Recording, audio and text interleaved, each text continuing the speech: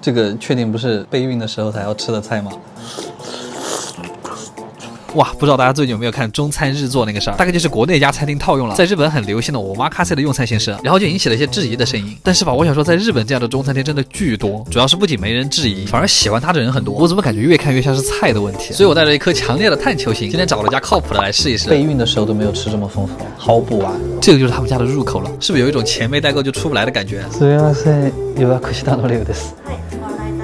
这店感觉好高级好严肃，见到朋友才松了口气。然后我们点的也是他们家的一个套餐，第一个是一个前菜拼盘，这菜叫富贵前菜莫里亚瓦塞，我感觉我妈妈肯定会很喜欢这个菜，我们一个一个来。这个是小米辣海带丝，配了一坨海螺肉。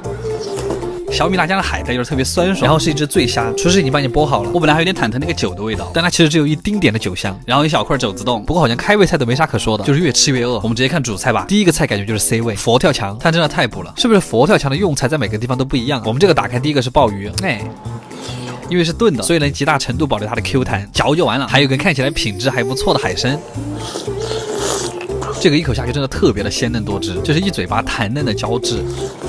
然后我觉得今天最恐怖的是这个牛鞭，我就很好奇，你们那儿吃佛跳墙要放牛鞭吗？口感吃起来很像牛蹄筋，不过是炖的趴烂的那种。我还以为会有那种骚味呢。下一口挑战升级，牛蛋，牛蛋，为什么要念两遍？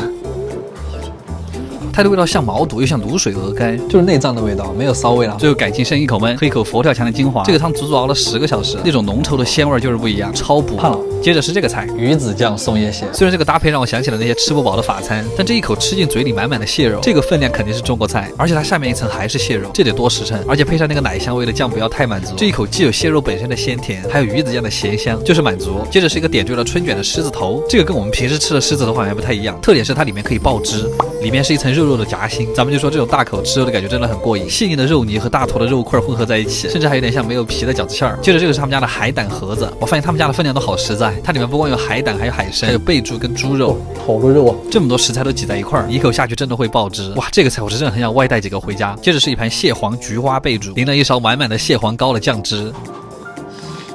贝猪还挺有嚼头的，贝猪的味道本身就很鲜，再加上那个蟹黄酱，甚至很想来一碗米饭。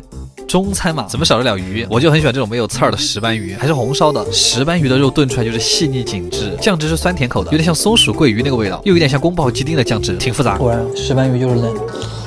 总之就是酸酸甜甜不腻人，特别适合年夜饭吃。其实到这儿这顿饭的分量已经特别足了。我们还有个硬菜，椰汁配孜然羊排，还是货真价实的椰子。这个烤羊排闻起来羊膻味特别重，但吃到嘴里却不怎么膻，反而因为羊的油脂在嘴巴里化开变得特别香。我们直接来啃吧。总之来说，今天这一顿就是10全大补，感觉回家不胖个3、5斤都是对不起厨师长。这种才叫omakase嘛。阿鸡推荐指数9分，好胀，凯维尔。